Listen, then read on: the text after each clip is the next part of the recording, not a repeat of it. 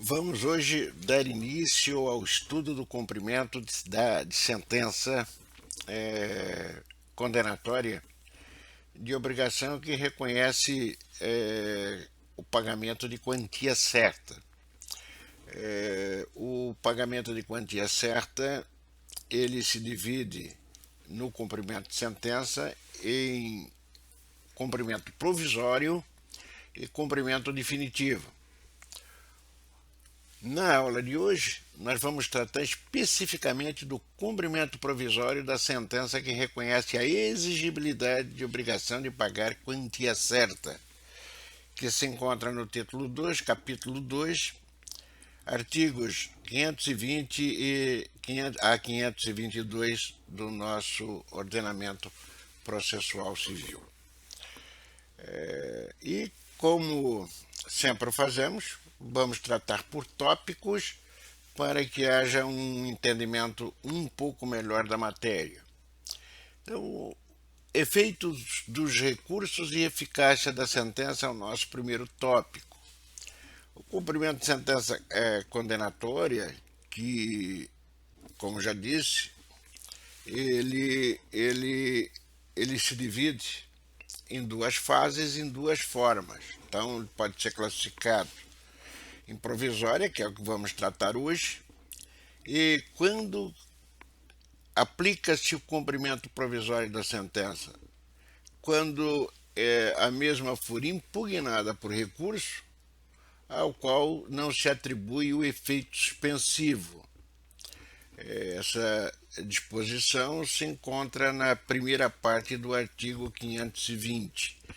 Então, a sentença, quando ela estiver pendente de julgamento de recurso, ela pode ser cumprida, assim, pode ser exigida, mas desde que esse recurso não tenha lhe atribuído o efeito suspensivo. A segunda forma de se fazer o cumprimento de sentença é a definitiva.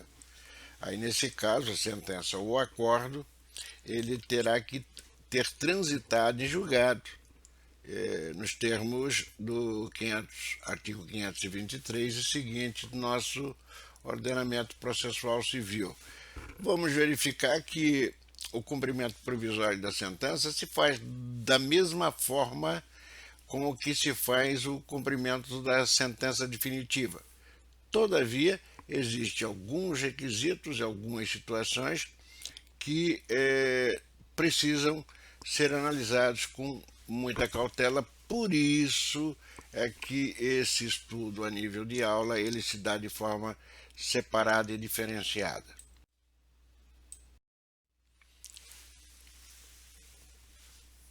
No Código de 2015, o legislador destacou o cumprimento provisório de sentença somente para a sentença condenatória que reconhece a obrigação de pagar quantia certa. Quanto às demais, ele se omitiu. Então vamos lá, as obrigações de entregar, coisa certa, fazer, de não fazer. Não existe qualquer disposição no nosso CPC a respeito do cumprimento provisório dessas medidas. Boa parte da nossa doutrina, eu entendo até que a maioria delas entende que mesmo não existindo disposição destacada para essas sentenças condenatórias, elas podem sim se sujeitar ao cumprimento provisório. É muito complicado porque é sempre, vejam, muito difícil. Os senhores já estudaram as obrigações de fazer ou de não fazer. Geralmente, o não cumprimento delas se transforma em pecúnia.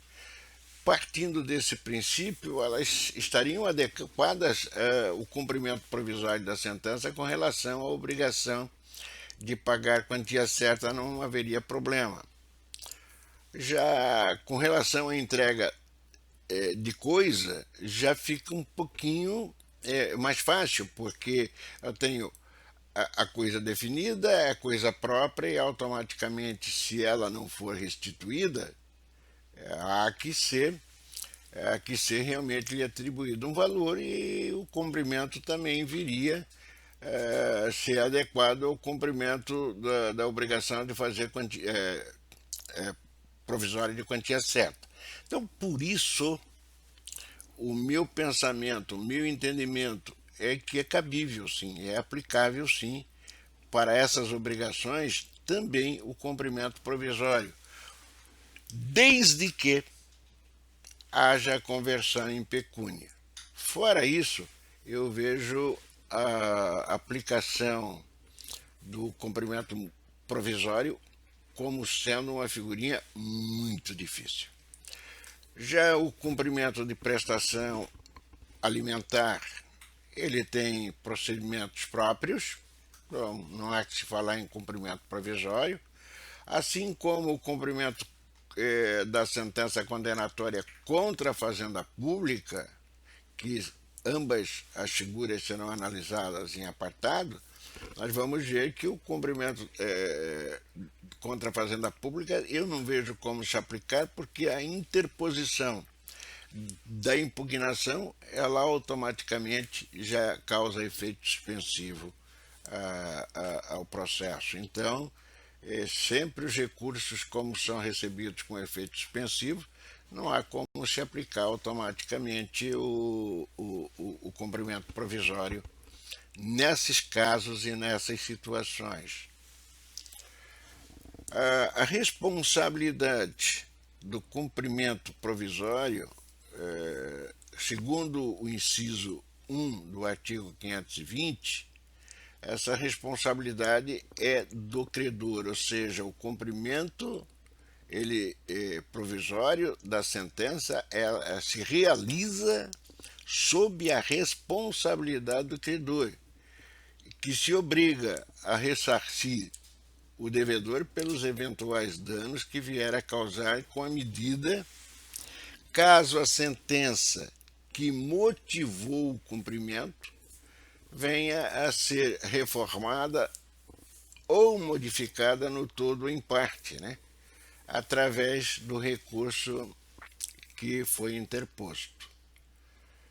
Temos que observar ainda atentamente as demais disposições contidas nos incisos do próprio artigo 520, que aborda a modificação da sentença e os prejuízos dela decorrente. Então vamos, um a um, analisar esses dispositivos.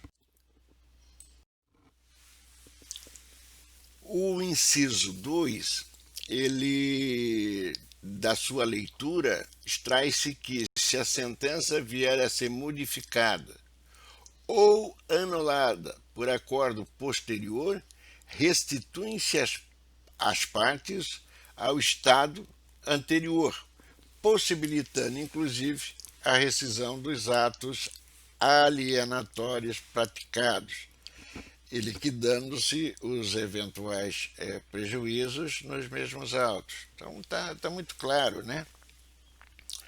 O que significa essa disposição? Se a sentença vier a ser modificada ou anulada no recurso interposto, o estado do processo volta ao estado anterior. Ou seja, é como se tudo aquilo que foi realizado não tivesse sido feito. E o que é mais importante, se houver atos de alienação de bens ou coisa que o valha, esses atos eles podem ser rescindidos. Por quê? Porque a execução provisória ela é realizada sob a responsabilidade do próprio credor. Então, ele assume esse risco. E a liquidação dos eventuais prejuízos, digamos, o réu no caso, ou o executado, que seria o devedor, entre aspas, ele não precisa sair do processo de conhecimento para fazerem autos apartados. Ele vai fazer toda essa liquidação, todo esse movimento para se ver indenizado dos prejuízos nos próprios autos onde ocorreu o cumprimento provisório, que seria uma continuidade do processo de conhecimento. Segunda situação que nós temos aqui se a sentença objeto do cumprimento provisório for modificada ou anulada apenas em parte, somente nesta ficará sem efeito a execução. Isso está lá no inciso 3 do artigo 520. Então vamos citar aqui dois exemplos que, aliás, eu coloco no slide para a fim de que possa haver um melhor entendimento com relação a esse texto aqui. Vamos lá. A sentença condenou o réu a pagar ao autor uma indenização por danos morais no valor de R$100 mil. E no recurso interposto, o tribunal veio e reduziu esse valor da condenação para 50 mil. Então, veja, então temos uma situação de redução. A condenação ela permanece, mas o valor é alterado. Um outro caso, a sentença condenou o réu a pagar 50 mil a título de danos materiais e 30 mil a título de danos morais, sendo que o acórdão proferido pelo tribunal confirma a sentença no que se refere ao dano material, mas anula a parte da sentença relativa ao dano moral, por entender que esse não havia sido provado de forma convincente na fase de conhecimento. Então, são modificações da sentença ou anulação da sentença em parte. A condenação continua, mas há, tecnicamente, a alteração com relação de parte dela, o que vai, obviamente, influenciar no valor final da própria condenação. Com exceção das hipóteses lá estabelecidas, cuja gradação está no artigo 521 do CPC, o credor do cumprimento provisório da sentença condenatória é obrigado a prestar caução suficiente e idônea para, no caso de prejuízo, como o juiz buscar os valores necessários para que a indenização seja realizada. É uma forma de garantia a tudo isso que o credor se obrigou. Então, essa situação encontra-se lá no inciso 4 do artigo 520 do mesmo diploma legal. Então, diz o inciso 4, vamos reproduzi-lo aqui para que vocês possam entender melhor. O levantamento de depósito em dinheiro e a prática de atos que importem transferência de posse ou alienação de propriedade ou de outro direito real ou dos quais possa resultar grave dano ao executado dependem de caução suficiente, idônea, arbitrada de plano pelo juiz e prestada nos próprios autos. Então vamos lá. Essa caução ela pode ser real ou fidejussória. O que é uma caução real? Caução é garantia, tá, gente? De plano e de pronto, vamos deixar isso claro. A caução real consiste na entrega de bens ao juízo como garantia de que, se houver reforma da sentença e esse ato de execução provisória vier a causar um prejuízo para o devedor, o magistrado tem de onde tirar para ressarcir o devedor. Poxa, mas não, é garantia, é equilíbrio. O juiz não pode, ele como representante do Estado, ele não pode proteger A em detrimento de B, tem que ter aquele equilíbrio, né? A segunda espécie de caução prevista no nosso ordenamento jurídico é a fidejussória. A fidejussória é a garantia pessoal. Vamos dar um exemplo aqui: fiança, aval. Os senhores já estudaram isso em direito civil ou empresarial.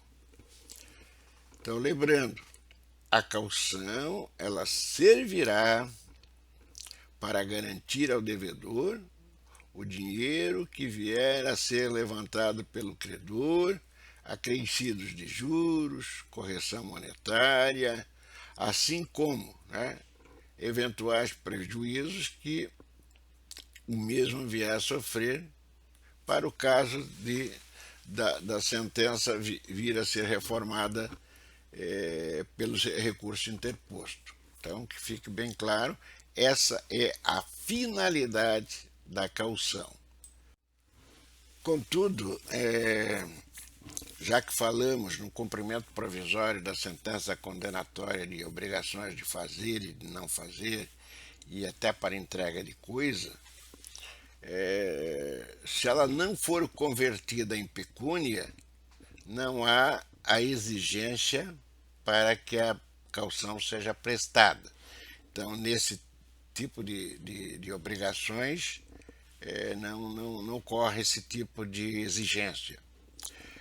Por quê? Porque não há levantamento de dinheiro, tampouco a possibilidade de alienação de domínio de bem.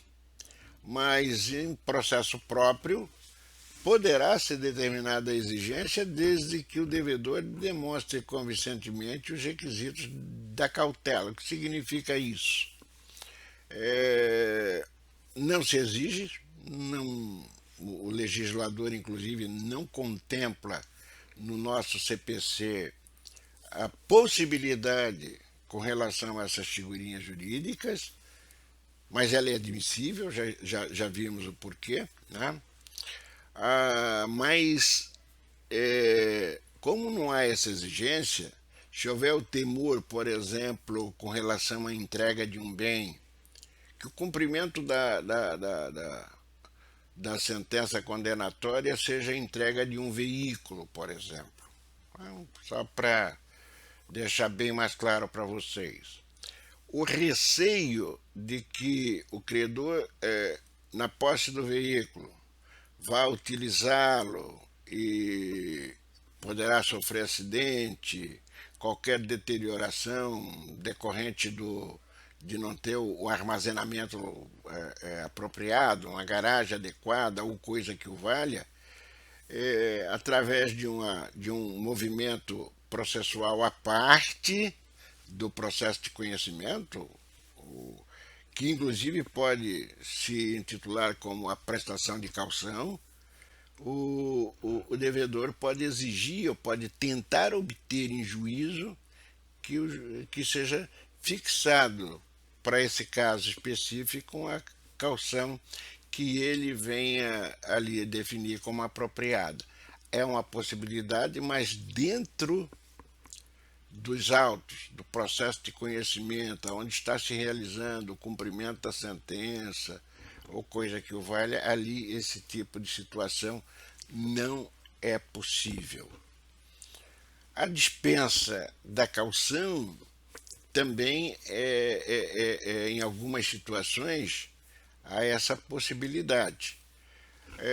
Caução, como nós já falamos, ela objetiva trazer o equilíbrio processual, ou seja, para que ambas as partes tenham o mesmo tratamento e não haja risco nem para A nem para B. Mas em algumas hipóteses, o legislador admite a possibilidade da mesma ser dispensada. E tem no artigo 521, tem uma gradação que os senhores devem acompanhar, mas que eu coloco aqui no slide para que nós possamos discuti-la um pouco melhor, as regras e condições em que elas poderão realmente ser dispensadas, porque trata-se sempre de uma norma facultativa e que depende única e exclusivamente do magistrado. Então vamos lá. O inciso 1, ele diz, quando que ela vai poder ser dispensada? Quando o crédito for de natureza alimentar, independente de sua origem. O que significa isso? O que se vê na cabeça sempre é que a natureza do crédito alimentar é aquela parental, né? Pai para filho, mãe para filho, ou filho para pai, ou para mãe, ou alguma coisa nesse sentido. Mas não precisa, não necessita esse tipo de crédito. Okay? Então, a origem desse crédito, deixando bem claro, não necessita ser somente de natureza parental. Esse aqui está claro, a gente sabe que se for com relação a essa situação, não há necessidade de prestar caução.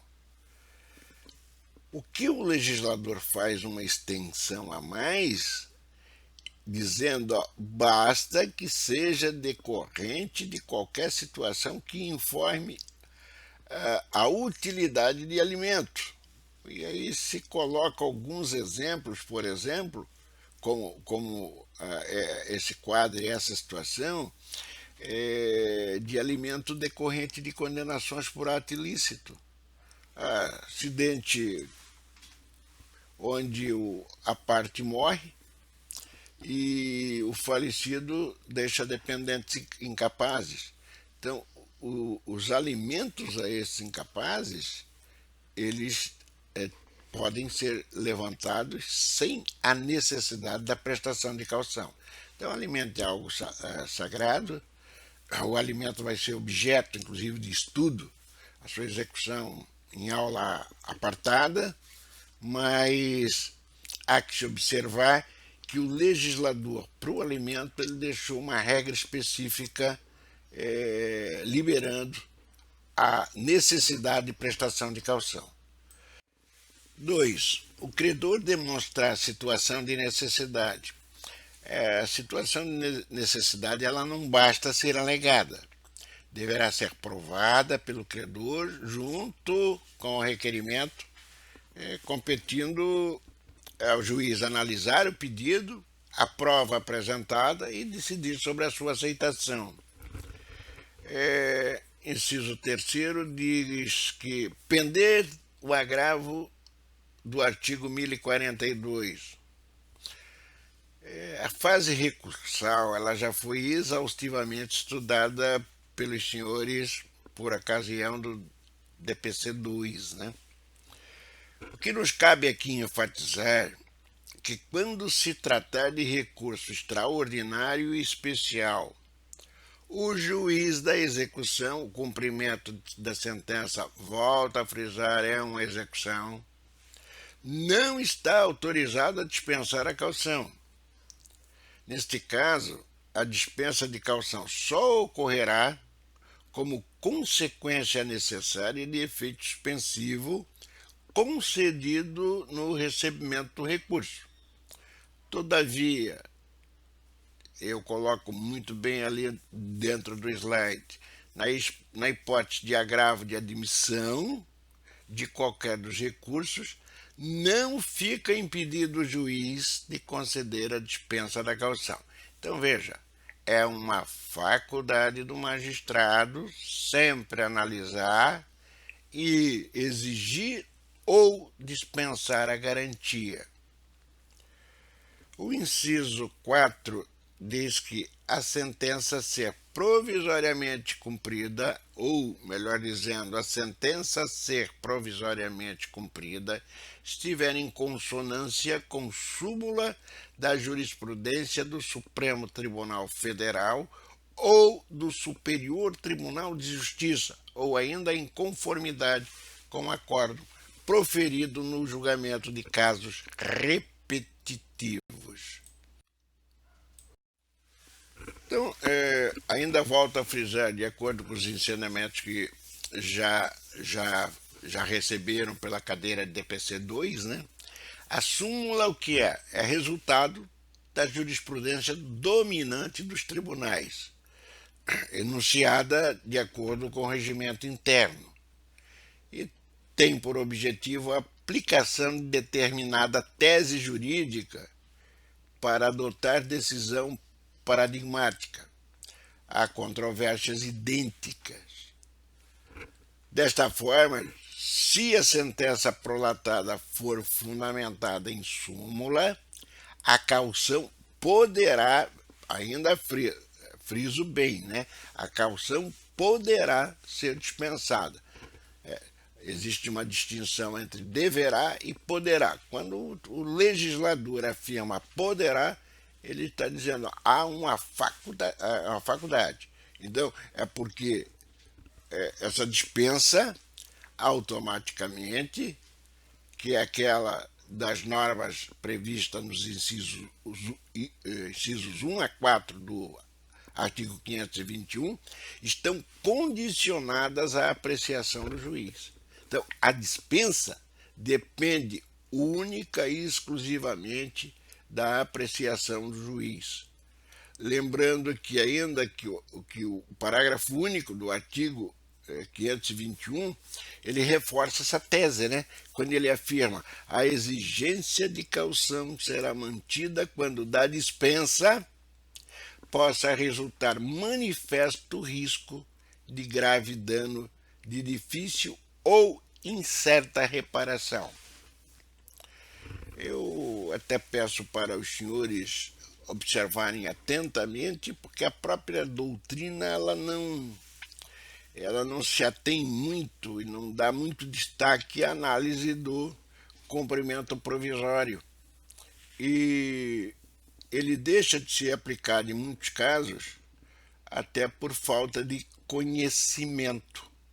Mas é fundamental e, em alguns casos, se torna até importante para que se evite, ao final, no julgamento do recurso, que não se tenha mais o que cobrar. Porque toda execução, em especial quando se fala em quantia certa, seja cumprimento de sentença ou a execução do livro especial, ela é patrimonial. Ou seja, eu busco patrimônio do devedor para poder garantir a satisfação do crédito do credor. Se não conseguir isso, não há que se falar nem em cumprimento de sentença nem em execução. O cumprimento provisório também da sentença é algo importante a ser observado, porque não se constitui nova ação.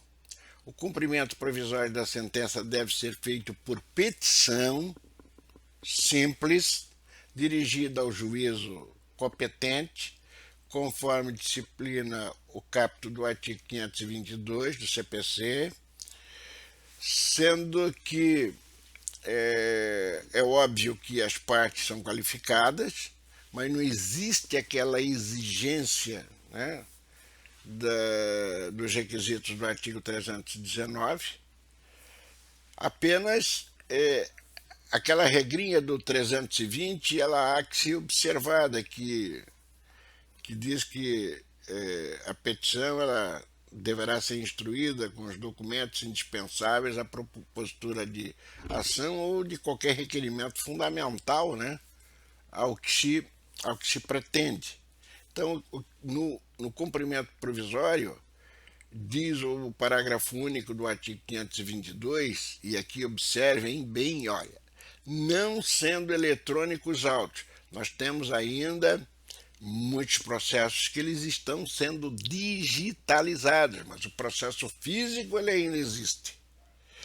Mas então a regra já vem e deixa claro, não sendo os eletrônicos autos, a petição será acompanhada de cópias das seguintes peças do processo, cuja autenticidade poderá ser certificada pelo próprio advogado sob sua responsabilidade.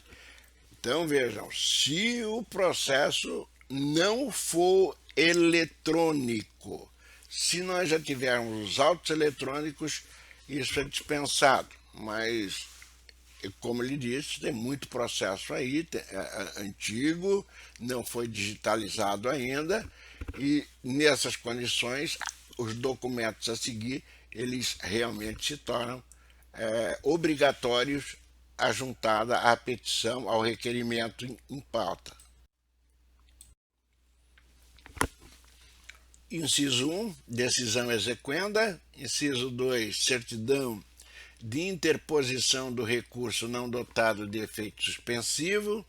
Inciso 3, procurações outorgadas pelas partes. 4, decisão de habilitação, se for o caso. E 5, facultativamente, outras peças processuais consideradas necessárias para demonstrar a existência do crédito.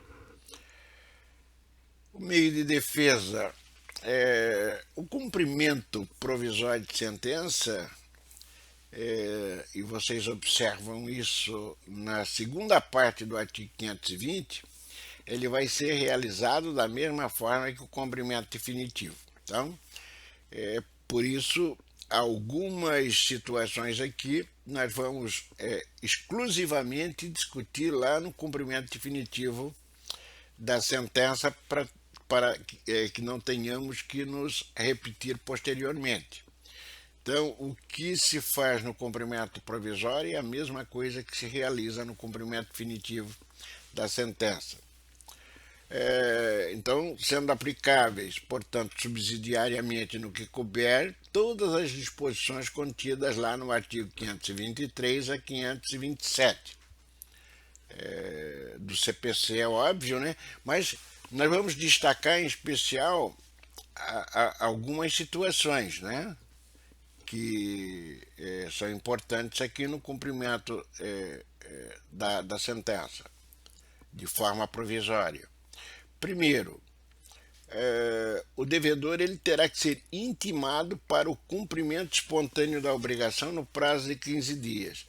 Veja, as sentenças elas são autoexequíveis, né? Então, se transitou em julgado, não houve o cumprimento por parte do devedor, o movimento para o cumprimento ele tem que partir do credor, e aí o devedor será intimado para fazê-lo no prazo de 15 dias. Esse pagamento, se for realizado nesse prazo, é considerado por lei como sendo um cumprimento espontâneo, um pagamento espontâneo. Então, ok. 2. Se ele não o fizer nesse prazo, a aplicação de multa de 10% sobre o valor do cumprimento, acrescido de honorários advocatícios, né? Então, essa é uma norma. É uma norma lá do cumprimento definitivo, também aplicável aqui. Mesmo sendo provisório, não cumpriu, vai ser aplicado a multa de 10% mais honorários advocatícios. 3.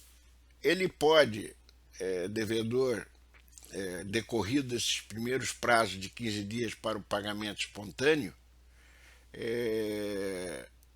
realizar a sua defesa através de impugnação. No cumprimento de sentença, o meio de defesa é a impugnação. Lá na execução, os senhores vão estudar que o meio de defesa é embargos à execução. Aqui é impugnação. É uma outra situação, é uma outra forma de se defender.